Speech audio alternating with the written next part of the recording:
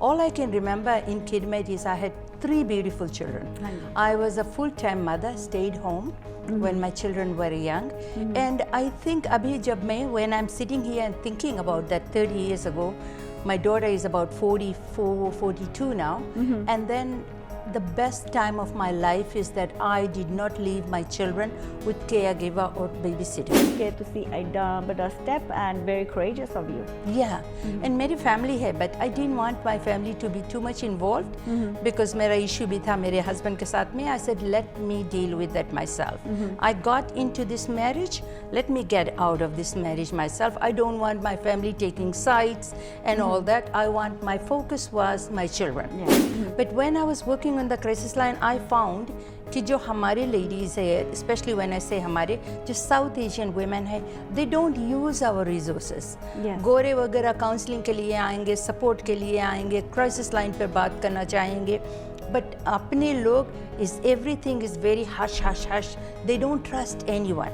So that trust I wanted to break, and for that reason I started, because when I knew after working so long crisis center mein, I was a counselor, victim support worker, volunteer coordinator, I did public education, I did so many things. It was run as a collective. And a therapist or a counselor is very confidential. So I made that very clear, and that's how we act. And dhire dhire our people started knowing who you are, because the biggest thing is the trust. Agar if I don't trust you, Mina, I'm not going to open up to you. Exactly. And it takes a lot of courage. And why would I trust you? ਸਤਿ ਸ਼੍ਰੀ ਅਕਾਲ programme ਦਿਲ ਦੀਆਂ ਗੱਲਾਂ ਵਿੱਚ ਸਵਾਗਤ ਆ from your host Mina J ਵੱਲੋਂ ਅੱਜ ਅਸੀਂ ਸਟੂਡੀਓ ਵਿੱਚ ਇੱਕ ਸਪੈਸ਼ਲ ਗੈਸਟ ਦੇ ਨਾਲ ਜਿਹਨੂੰ ਤੁਸੀਂ ਪਹਿਲਾਂ ਵੀ ਟੀਵੀ ਤੇ ਦੇਖਿਆ ਹੋਣਾ ਐਂਡ ਉਹਨਾਂ ਨਾਲ ਅਸੀਂ ਗੱਲਬਾਤ ਕਰਨੀ ਆ ਵੈਲਕਮ ਕਮਿਲਾ ਜੀ Thank you so much and ਸਤਿ ਸ਼੍ਰੀ ਅਕਾਲ ਜੀ It's nice to have you in the studio ਤੁਸੀਂ ਆਏ ਸਟੂਡੀਓ ਵਿੱਚ so to start off ਪਹਿਲਾਂ ਤਾਂ tell us a little bit about yourself what you do what you're involved in people that don't know already Right. So you know me a little bit. Yes, but I know you pretty well. But I think I have been working. मैं काफ़ी दिनों से 20-25 साल हो गए मुझे women's movement में काम करते. Yes. Because I also fled domestic violence. So you yourself are a survivor of domestic violence. Correct. And कितना चेर हो गया? Like how long ago was that? It's about 30 years ago. Very close to that. Yes. But the way that I fled domestic violence is very, very different because me, my ex-husband, my children, we lived in interior. Okay. काफ़ी दूर यहाँ से. Yes. तो मेरा ये था कि I was very bored. I lived in Kidmet. I mean, it's nothing that I want to be ashamed or not be able to tell people. लेकिन मेरा ये था कि मैं Kidmet बहुत छोटा सा जगह था. About 9,000 population थे वहाँ पर और there was nothing to do. बहुत कुछ especially for the men, they have jobs at Alcan, अभी Rio Tinto कहते हैं and all that. And for women there was nothing. But all I can remember in Kidmet is I had 3 beautiful children. I was a full-time mother, stayed home when my children were young. And I think abhi jab main, when I'm sitting here and thinking about that 30 years ago, my daughter is about 44, 42 now. And then the best time of my life is that I did not leave my children with caregiver or babysitter. That I took care of my children myself. So when they were a little older, then I decided कि मेरे बच्चे जब बड़े होकर क्या करेंगे यहाँ पर. It's a mill town है, job अगर करनी है तो Alcan Hurricane भी है, उस समय Hurricane भी था. It's a lumber company. And it wasn't flourishing, there was nothing too much happening. And I did not want to get stuck in there. For me, I thought, I'm choking, there is nothing to look forward for. So you're thinking about how to not only better yourself, but also for your kids and their future, planning and what the goals were for them. Yeah. So for that reason, I have take a huge step. Did pack up my children and decided to leave Kidmet and come and settle in Vancouver. Because usse bahut pehle I have been in the country about 47 years. So before I even went back and got married in Fiji, I lived in Vancouver. So मुझे Vancouver बहुत पसंद है. और Kidmet जो town है is even smaller than the village I grew up in Fiji. So I say I came to Canada not to live here. I came to Canada to give back and do something.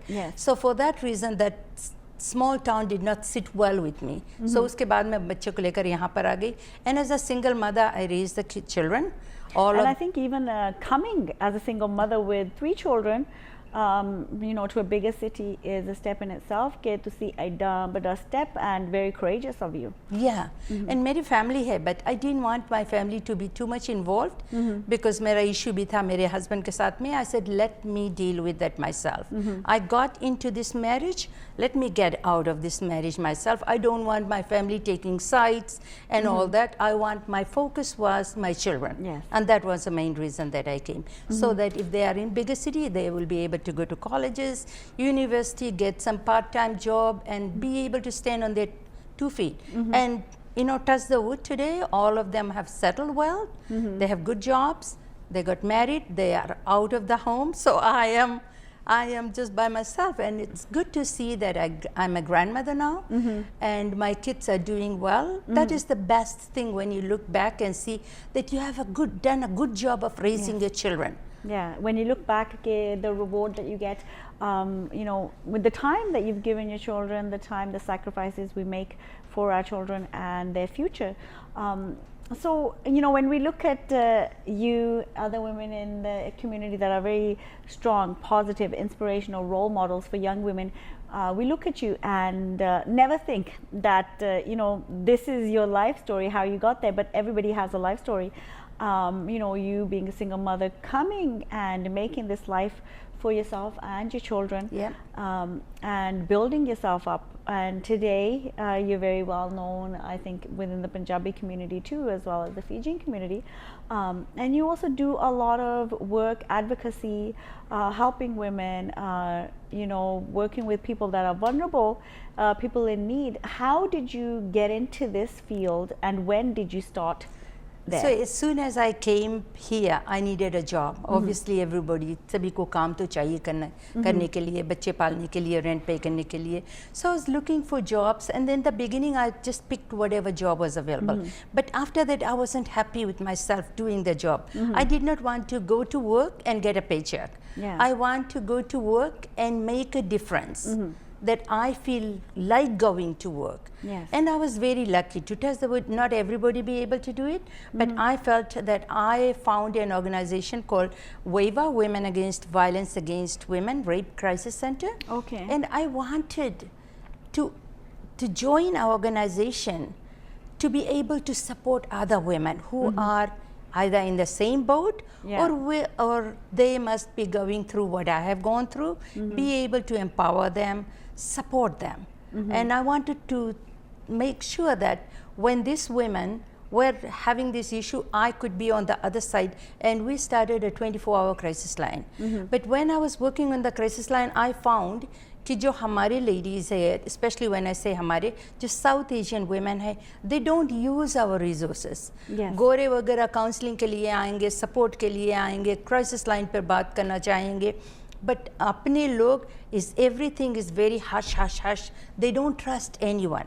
So that trust I wanted to break. And for that reason I started, because when I knew after working so long, crisis center mein, I was a counselor, victim support worker, volunteer coordinator, I did public education, I did so many things. It was run as a collective. So there was no hierarchy, everybody was equal. So in a collective model, you will have opportunity to do what you want. So उसी के कारण से मैंने सोचा, मैंने कहा I do one-to-one counseling with women. सभी लोग आते हैं appointment बनाकर, they want and they are able to talk to somebody, but अपने लोग जो हमारी ladies वो नहीं आते. Then I thought I'm gonna go start a television show. So that's the way you got into media, got into the television show. मैंने कहा if I start a television show as a media person and then I talk to the women in a very non-threatening way, try to give them resources, crisis line number, bring the people, जैसे हम और आप बात कर रहे हैं, ऐसे organisation को पास में रिसोर्सेज को लेकर आओ और वो भी क्या कर रहे हैं कम्युनिटी के लिए, then the people that are sitting home, at least if they don't need it, they can have this number and give it to the neighbor that needs it, or the person that wants to get in the middle of the night and escape domestic violence, right? You hear that happening all the time. So for that was my focus on starting this show. मेरा Asian Pulse जो मैंने शुरू किया, it's over 22-23 years से अभी भी चल रहा है.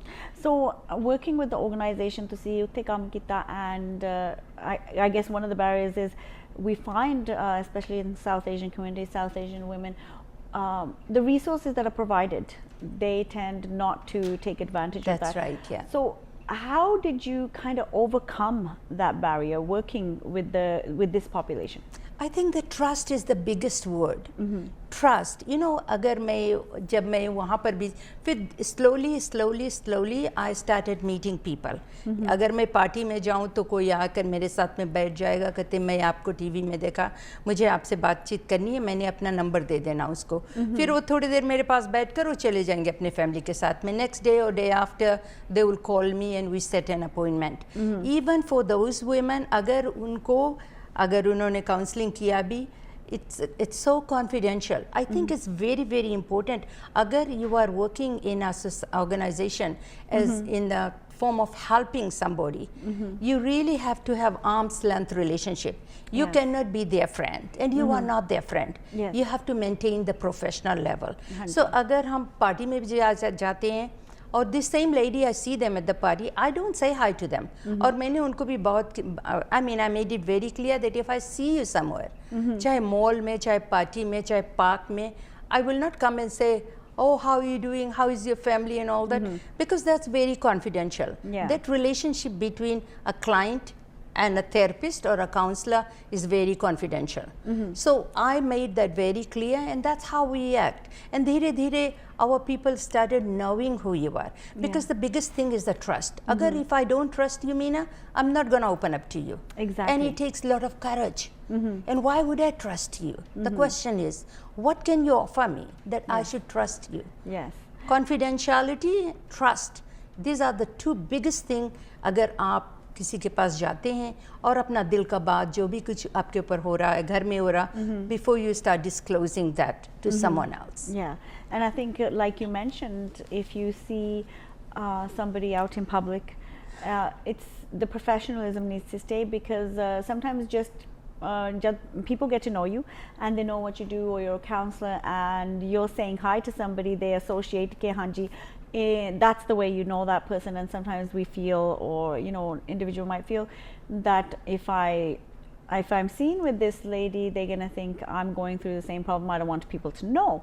And I think that is a big thing. A trust in any kind of community, any vulnerable population, building that trust is very hard and takes time to build. So through your journey, I guess, like when you overcome the trust barrier, you opened yourself up. Yes. And let women come to you, or let people come to you as they needed and when they needed to, for support, for help, to talk about whatever issues they went through. What did you find was the most difficult when somebody approached you, or kind of what was the barriers to that?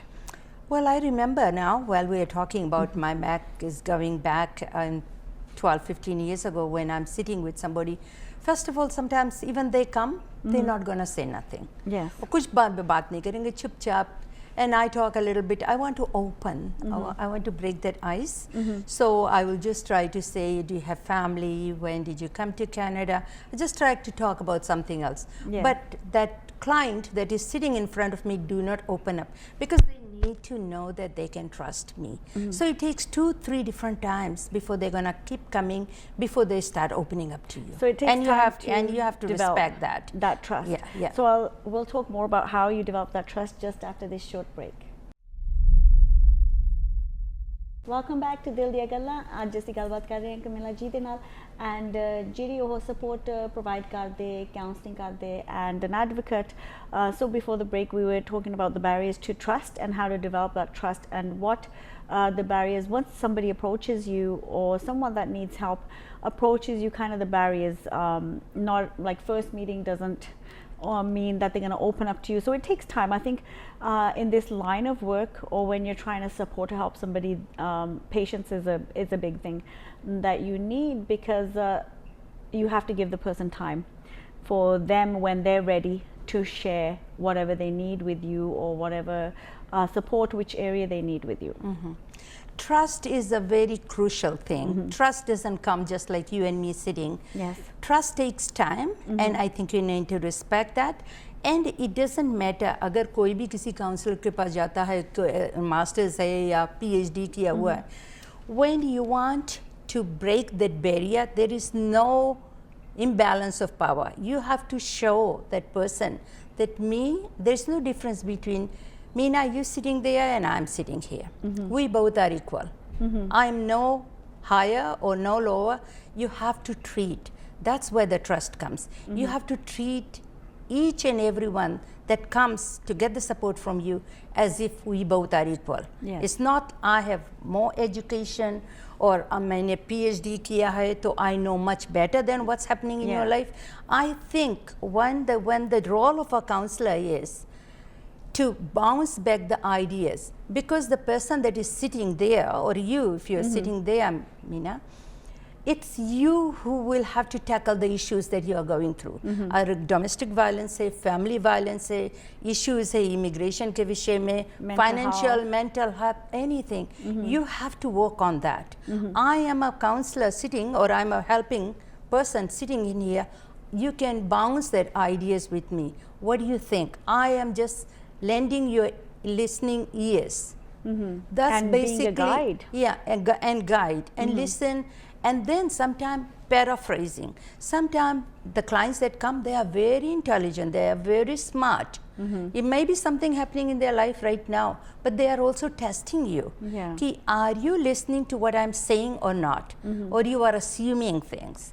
So sometimes in counseling, paraphrasing is very, very important. Paraphrasing ka ye matlab hai ki whatever Mina you said, I repeat that thing to you. That means to you, you think I am paying attention. I am here. I am focused. I am present.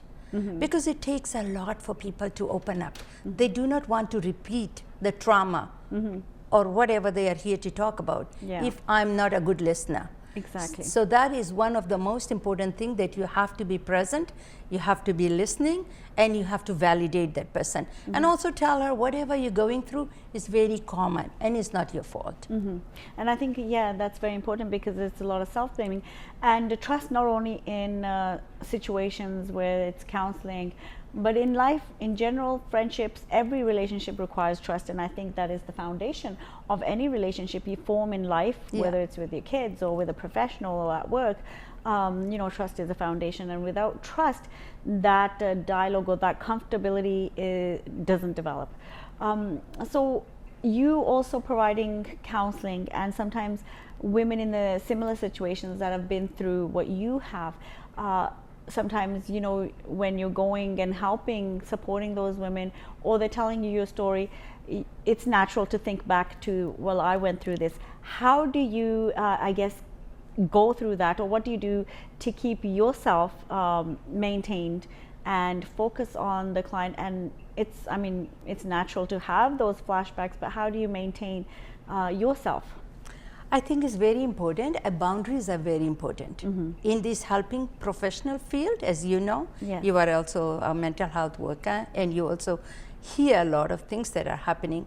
So end of the day, when 5 o'clock comes, when you close all the files, lock them up and all that, you need to take a deep breath, and you try not to take anybody else's baggage home with you, because we all have baggage. I have been through that myself, but I also went through counseling, not to blame myself what I did, to empower myself. So I think when we leave, we have to, and you have gone through a lot of trainings, like all kinds of training when you go to do counseling sessions and things like that. you go through trainings not to take other stuff home.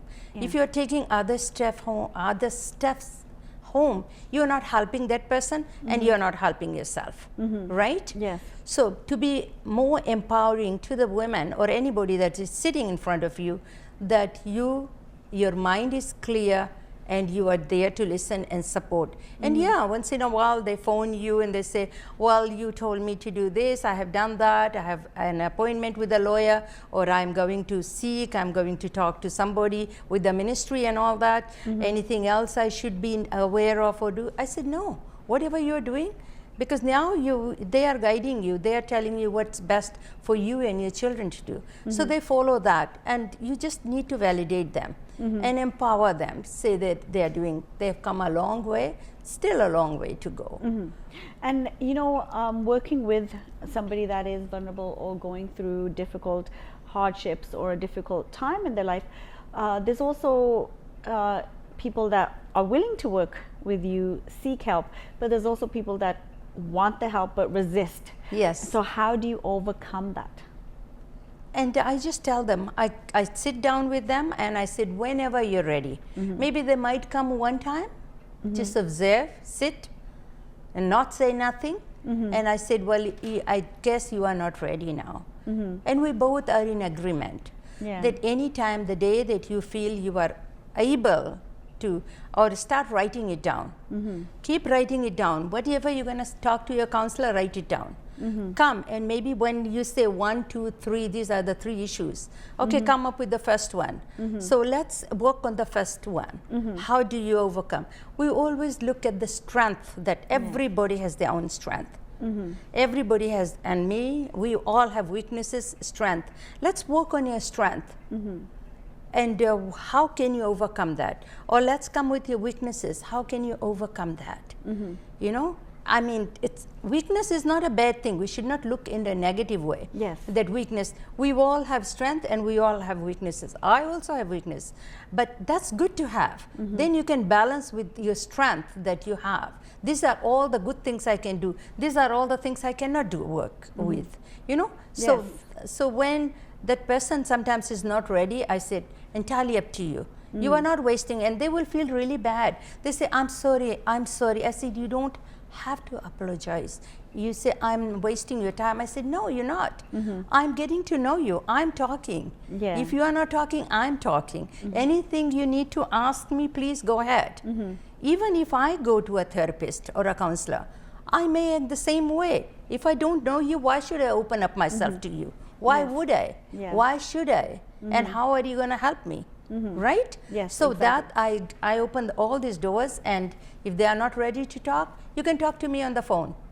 Okay? They talk to me on the phone. And there are women that I have seen for last 15 years, and I don't work in the organization anymore. And anytime they see me, they say, oh, can I have your number?